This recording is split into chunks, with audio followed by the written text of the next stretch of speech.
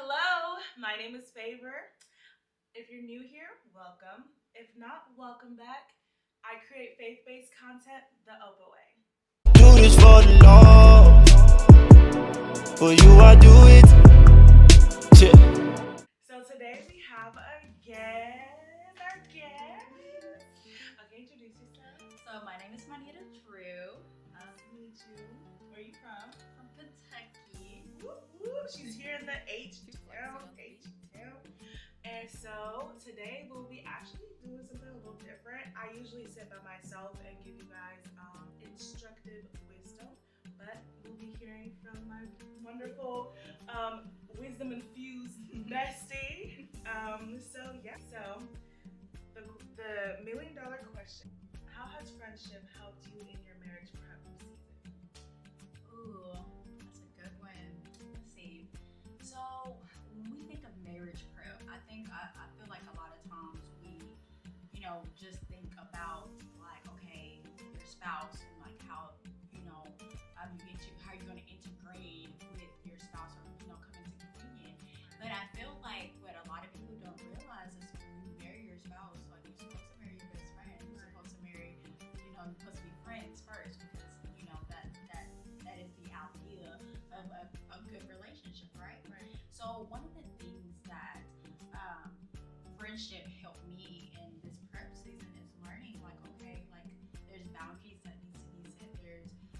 There's a certain way that communication needs to be happening because I know that sometimes, in a friendship, things happen, but it's not always good. It's not always easy, and sometimes it's okay to say, hey, like this hurt my feelings. Right, Or, exactly. hey, I like it when you do this, or I like it when you say these things to me, or I don't like it when, or just things of those nature. And I feel like these are really good aspects that not only that we can just take, for friendship, but we can take it into the marriage too. Yeah, and that just reminded me of like when I was watching this show. It's actually a podcast. It's Magnified, and so they were saying like there's times and different seasons that we need our friends to show up in different ways for us. So, for instance, like one season, let's say we're busier, and we're like, okay, I just need you to check up on me, like mental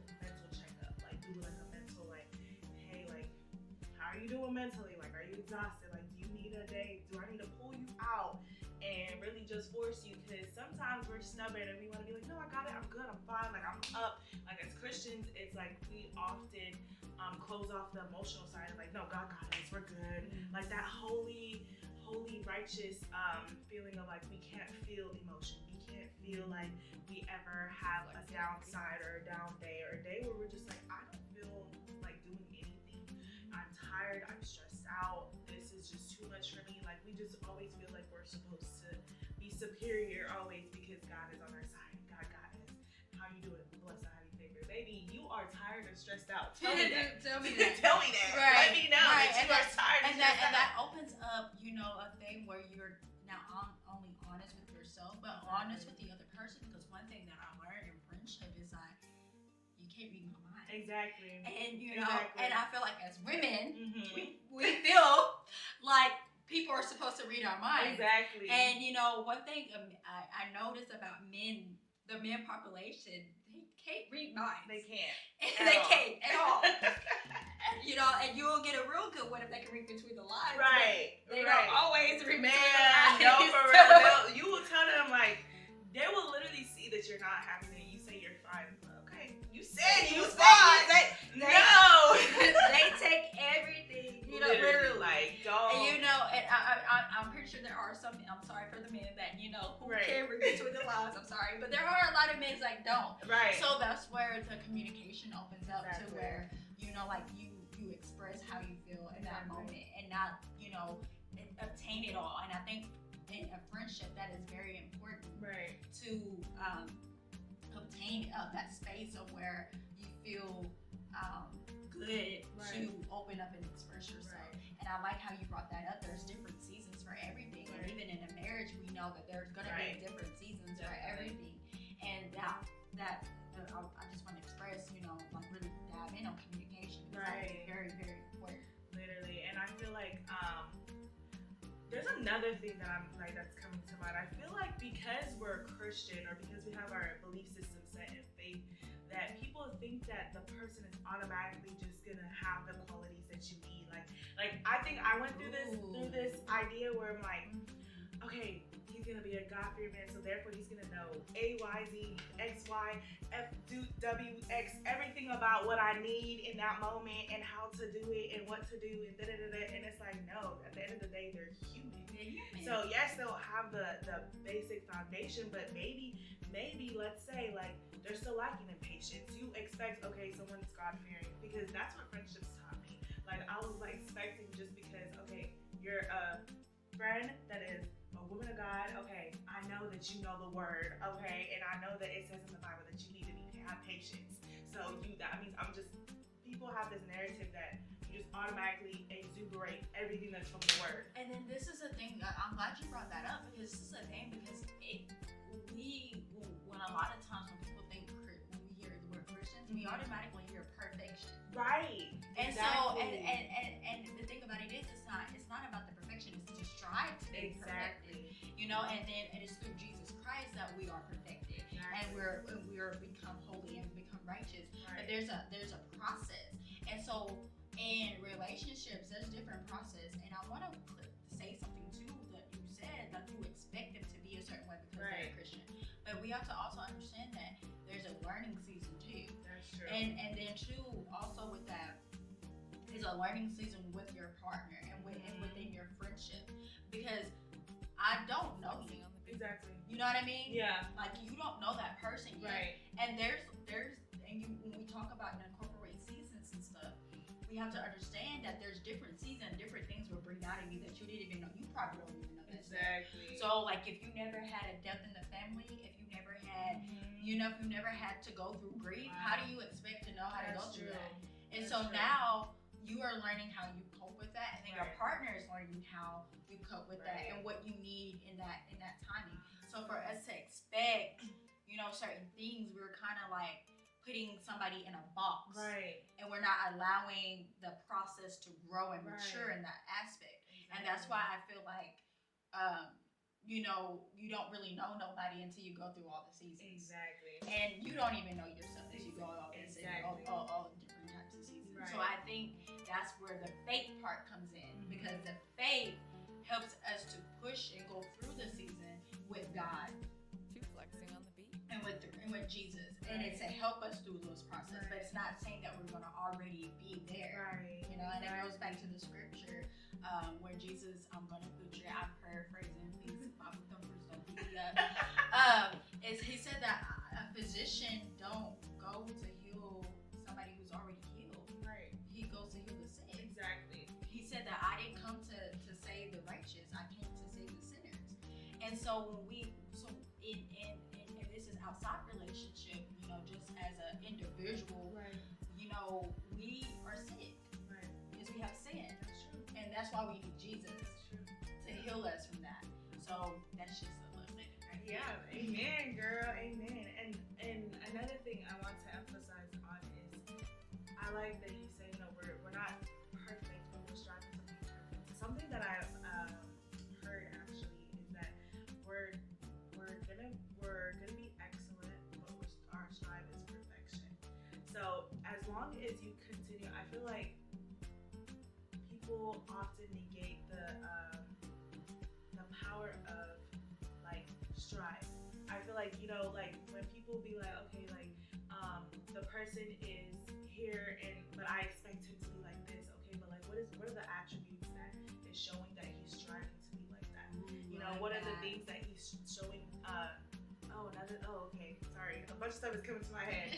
I heard, from the podcast that I watched, it says we marry for patterns. So when we continuously see that this person is doing the same thing over and over again, and it's brewing fruit.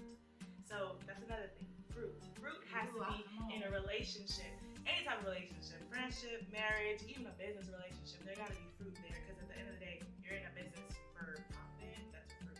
You're in a business for notoriety or whatever the case may be. That's a fruit. but not necessarily a fruit from the word, but a fruit just in blessings or whatever that is good that can be reaped from the relationship that you have. That is a fruit.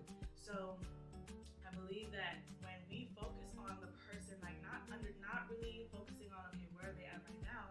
Yeah, you put a little emphasis, but then look at their patterns. What are they continuously doing that's showing like, okay, they're gonna get somewhere someday. Like they're continuously like this, and not saying continuously as like, oh yeah, baby, I'm gonna do this, I'm gonna do this, I'm gonna do this. Or even in a friendship, like okay, Yeah. so let's talk about the fruit thing and how and what the aspect is. Because you said something very powerful, and I like that. Okay. So the patterns and what you see, and certain patterns, exhibits like this. So in a friendship, so we're talking about friendship today. So I tell you like, hey, favor, when you say stuff like, oh girl, you stupid, even though I know you're joking, that hurt my feelings. Right. And then I tell you like, hey, favor, that hurts my feelings. Can you like not do that? Right. And you're like, okay, girl, I got you. Right. And then like 2 weeks later, Right. girl, you stupid. Right. You know what I mean? Like Right. that right there is a pattern, and Exactly. and it's like, oh, okay, that person took what you said at that moment, Right. but they really didn't take the time to okay, I know this is something that I say often. Let me be self-aware of what I say, Right. so that I don't hurt my friends' feelings. Exactly. Those are patterns, and even in a relationship where we see these patterns of where somebody said they're gonna do something and then they don't hold on true to their word, That's and then but that can change, exactly.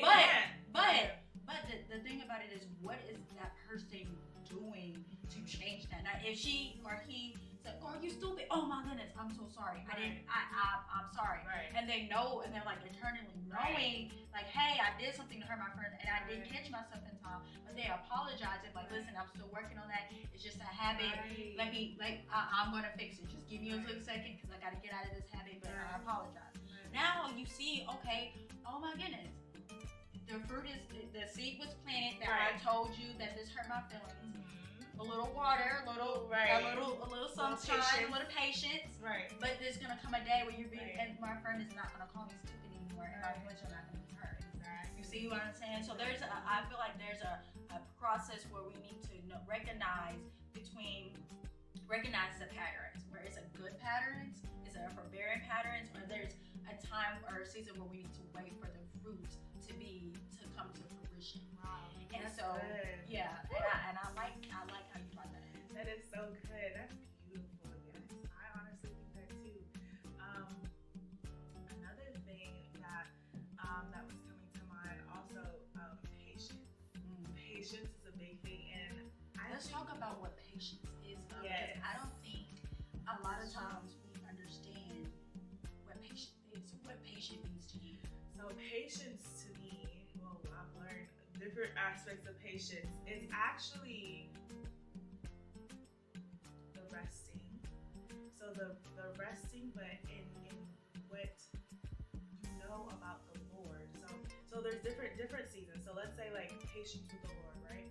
Patience with the Lord would be resting in what you know about the Lord and understanding like, okay, because you know this thing about the Lord, that whatever you are believing for, whatever you're striving to do, or whatever you think that may happen in some time, that you're going to receive that thing is going to come to fruition. It's really a resting, and not resting in the sense of not doing anything, but resting as in your spirit is not worried, worrying, and you're not like frivolously toiling, like toiling.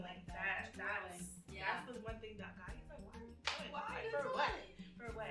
And then the second patience is like obviously the one that the kind of like world term, vocabulary term is like, just having grace and mercy for someone, and really just trying to, I think, greater understand that person within that moment, and just really extend. Yeah, I think it's more of an extension of grace.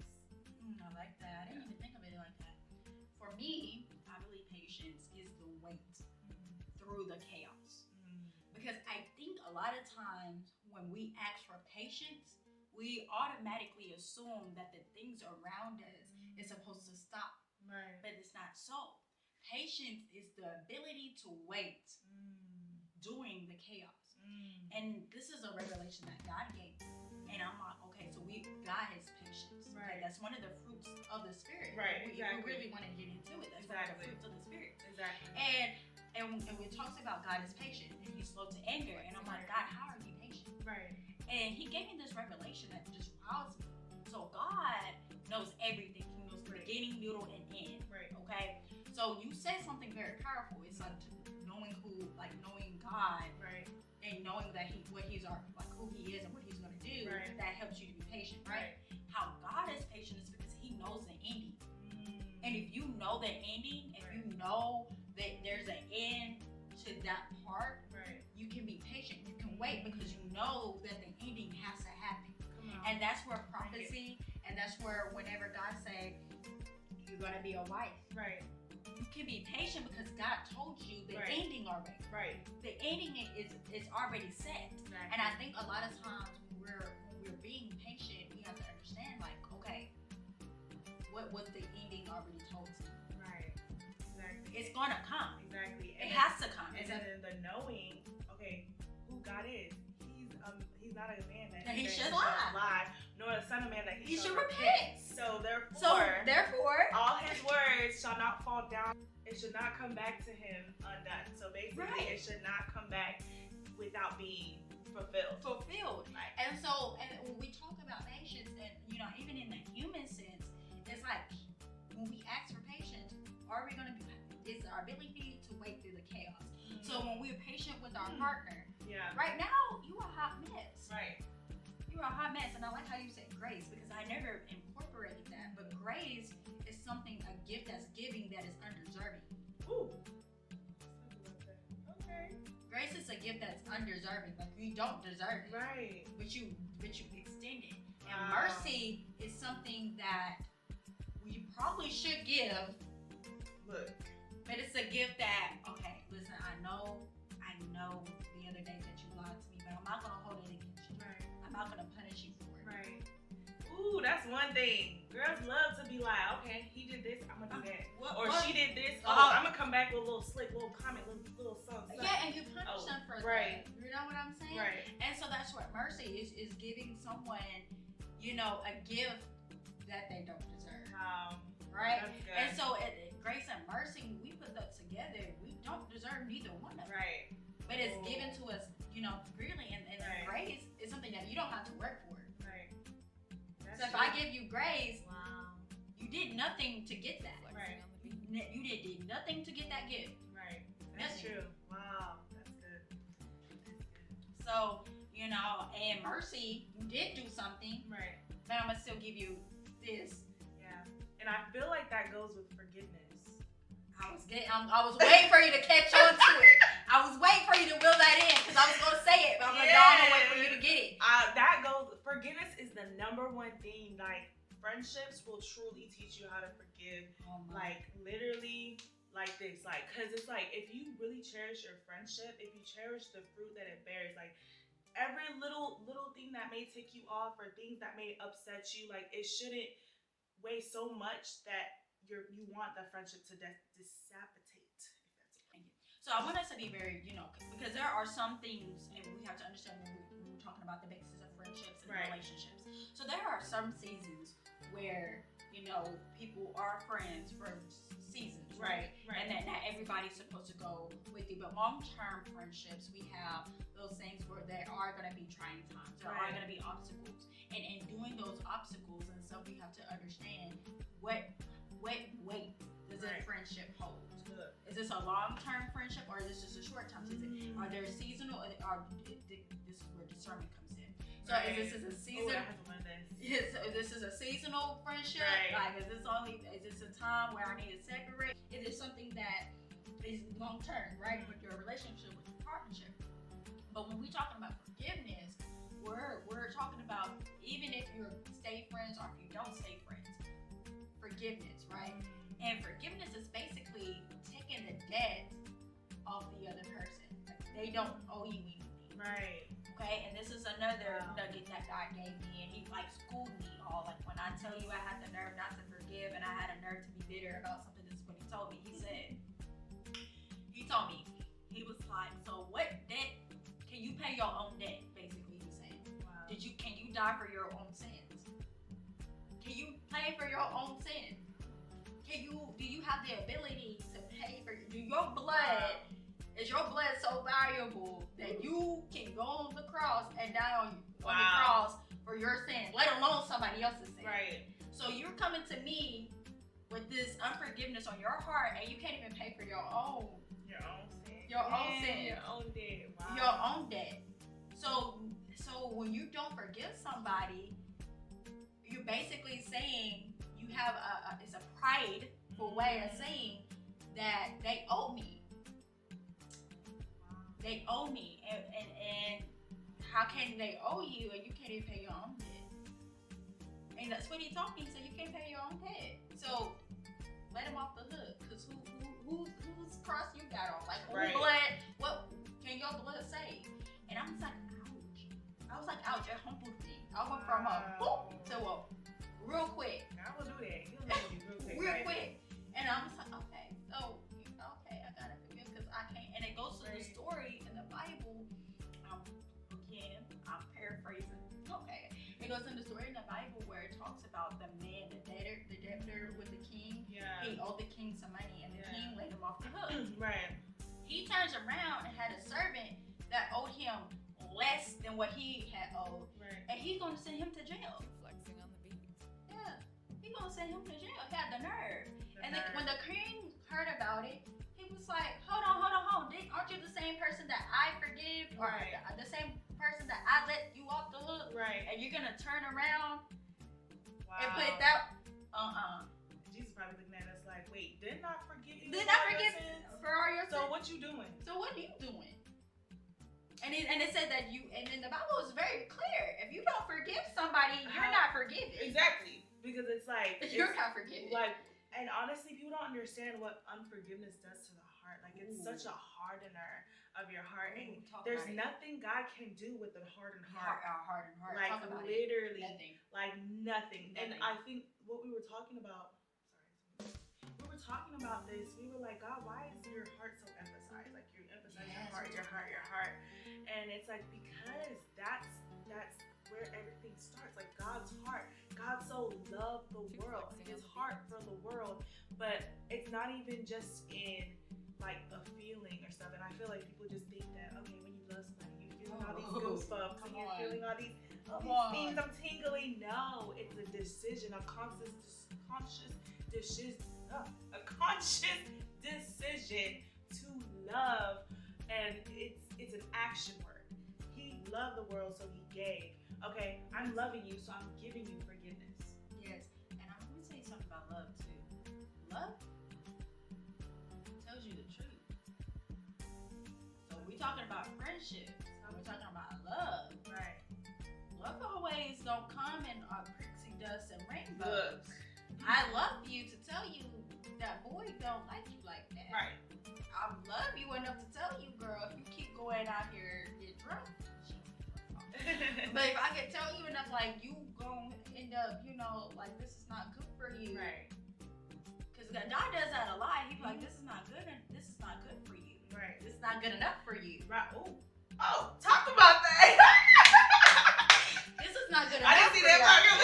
This is not good enough for you. Ooh, he'll strip that thing right back. Right back. Okay, Like, if you're not gonna give it up, he'll make it give it up. Come on, because okay? baby, because I got something better. Right, like you in the block of your own blessing. Come God on. sometimes be trying to help us out. We be the ones doing the wrong things to ourselves. Right, and I it's feel not like good enough. It's literally our friendships. I feel like we have to pay attention. Ooh, thank you, Jesus. The standards of our friendships as well. We were talking about that. I was talking about that yesterday with a friend of mine, and he was like, he was he was kind of telling me about this guy that's trying to be his friend, and he was like, there's nothing wrong with him. It's just like my standards are different now. So like I expect this level type of friend. And honestly, there's nothing wrong with that. You gotta place standards within even your friendships, because I feel like if you let anything and everything come into your life, bro, you're gonna be held back from whatever the Lord's trying to do. It's going to be a hindrance. Okay, so I know we kind of bouncing around. Sorry. This is just an improv, like we're just Yeah. talking. So when we talk about this, so we went from love, forgiveness, and how we are standards, right? Right. Okay. We're gonna bring it back home. Mhm. We're gonna bring it back together in a second. We're going somewhere. Yes. This is normally how Bear our, with us. this is normally how our conversations go. Yeah. So listen. So when we're talking about standards, we can also say God has a standard. Oh yeah. So this is so for the people who be like, well, your standards are too high, and you should love. God has a standard. Exactly. There's a standard for the kingdom. There definitely is. There's a standard to get into heaven. Mm-hmm. God has standards. Girl, that's the whole Bible. The whole Bible is It's standard. a little download here. So standard is the foundational piece to know where you're going. Ooh. Right? Mm. So if your standard is, my friend cannot be a liar, cannot be someone who steals, Right. that is, basically integrity, like they have high integrity, and they, are business minded. Right. Let's say that that's the standard. Okay, I'm just throwing some stuff out there. So in your head, you have a goal that you have put in place. So you want the relationship to embody someone's truth. That's what you want to embody, truth. Because if you want somebody who is their integrity is intact and stuff, and their business, you want somebody to embody truth. Right. Because the goal is maybe you want to have business like friends, and in order to have a business, integrity gotta be. You know what I'm saying? Yeah. So standard, even in the Bible, like the standard is to place you in the goal of getting into heaven, right? That's the standard, and not only get into heaven, because I don't want people to think that's the only goal, because we have to live on this earth too. Right. So the standard in the Bible keeps us from hurting ourselves and hurting others, right? Exactly. So that's the standard that's in place. So the standard is the foundational tool to maximize or capitalize on the goal in place. So when we're talking about finding our spouse, or we're talking about finding, our friendship and stuff, there should be a standard in place to show or to have in mind the goal that you want to fulfill in that relationship. Right. So what goals are you wanting in that relationship? And that's how you start with your standard. Right. Now, if you don't have, they said I'm picturing this scene so hard. They said that a man who I think is false, that doesn't stand for nothing, falls for anything. Yeah, someone who doesn't stand for anything falls for everything. Everything. Yeah. And so, like, if I don't have any foundational piece, I'm literally just accepting anything that comes my way. Literally. I'm accepting that heartbreak from that man. So if I'm just like, I just date anybody, and I will go with anybody. So if you don't have a goal, or you don't have a standard, and you pick up Bummy off the street, or Sally Sue. Or Jezebel off the club. at the club, you gonna get what you and they expect, and it's weird, because it's like people have standards, but they will lower it because of what's right in front of them, because of access. Ooh, we talked about that. We did. Because you remember I said, and I'm not being cocky. I can have anybody that I desire. Exactly. I sorry, feel like for me that if I go tell a man, hey, he gonna be like, hey. Right.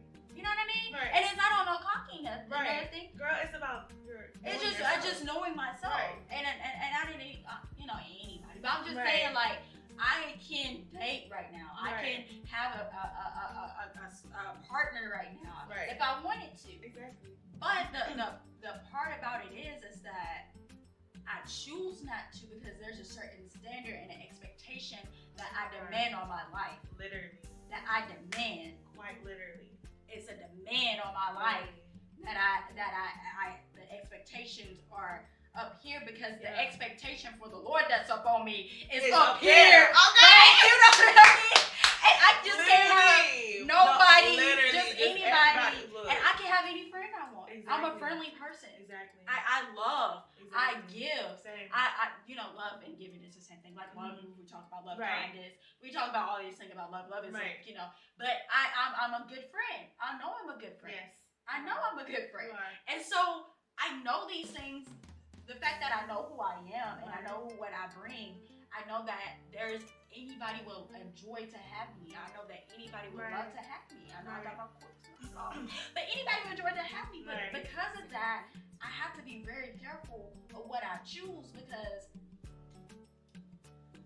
you know what I mean? So